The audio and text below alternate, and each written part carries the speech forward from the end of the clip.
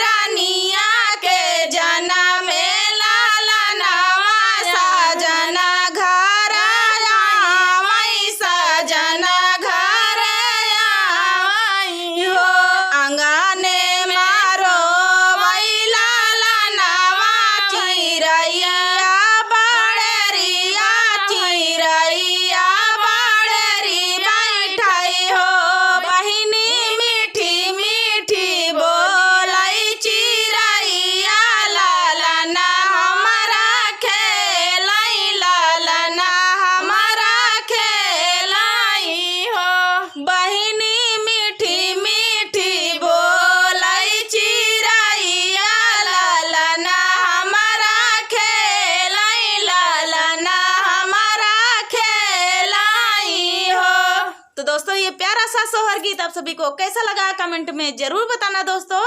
तो चलिए दोस्तों, मिलते हैं नेक्स्ट वीडियो में, तब तक के लिए नमस्कार। तो नमस्कार दोस्तों, कैसे हो आप सब? आशा करती हूँ आप लोग ठीक होंगे। तो आज हम दोनों लेके आए हैं आपके लिए सोहर गीत। तो सुनिएगा और बताइएगा कैसा लगा। चलिए सुनाते हैं ये प्यारा सा सोहर गीत। घरवा से निसारी तिरियावा नैहरवा पधारई, नैहरवा पधारई हो। माई दैना देत्यु जहरे का पुड़िया ता खाई मारी जाबई, ता खाई मारी जाबई हो। माया दैना देत्यु जहरे का पुड़िया ता खाई मारी जाबई, ता खाई मारी जाबई हो। तू ही मोरी बेटी से बेटी, तू हाई मोरी बेटी, तू हाई मोरी बेटी नी हो। बेटी कवाना संकट तोरे जियारा जहर हमसे मांगियो, जहर हमसे मांगियो हो। सासु त बोलई बाजनिया ननद बोलिया बोलई, ननद बोलिया बोलाई हो। माया जे कर मई बारी से ब्याही हो, घर से निसारई हो, घर से निसारई हो। जाऊ ना जाऊ मोरी बेटी, तू अपने साजन घरे, अपने साजन घरे हो। बेटी तोरी जा पढ़े पारा छाइया, बहुआ बाजिन होई है, बहुआ बाजिन होई है हो। बेटी तोरी जा पढ़ाई पारा छाइया, बहुआ बाजिन होई है, बहुआ बाजिन होई है हो। हुआ माँ से निसारी बाजिनिया, जंगल बीच सिसकाई, जंगल बीच सिसकाई हो। रामा जंगल से निसारे हैं नगवा, तिरिया रोवत देखाई, तिरिया रोवत देखाई हो। नगवा डसीले त्या बिचली अंगुरिया, तमारी हम जाईती, तमारी हम जाईती हो। नगवा डसीले त्या बिचली अंगुरिया, ता हम मारी जाईती, ता हम मारी जाईती हो। एतनी बचन नागा सुना लेता, तिरिया से पूछई, ता तिरिया से पूछई हो। तिरिया कवना संकट तोहरे जियारा, माउत हमसे मांगियो, माउत हमसे मांगियो हो। सासु त बाझिनी बोला मई, ननद बोलिया बोलाई, ननद बोलाई बोलाई हो। नगवा जे कर मई बारी से ब्याही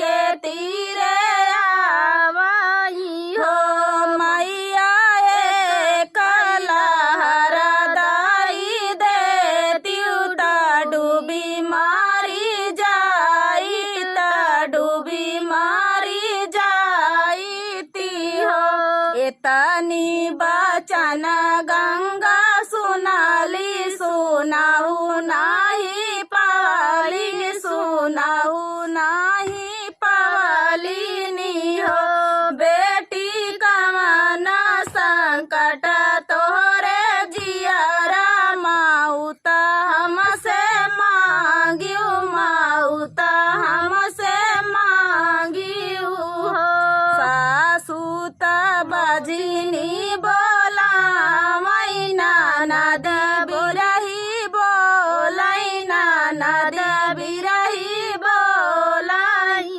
हो मैया जे कर मई बारी से ब्याही वो घर से निसारई वो घर से निसारई हो जाऊ ना जाऊ मोरी बेटी तू अपने सजन घरे अपने सजन घरे हो बेटी तोरे ता होई है नंद लाला बधैया घर बाजई बधैया घर बाजई हो 8 महीनावा के बीते त नवाए लाला न भाए नवाए लाला न भाए हो सखिया बजई लगे आनंद बधैया गावई सखी सोहर गावई सखी सोहर हो। तो दोस्तों ये प्यारा सा सोहर गीत आप सभी को कैसा लगा कमेंट में जरूर बताना। तो चलिए दोस्तों तब तक के लिए नमस्कार।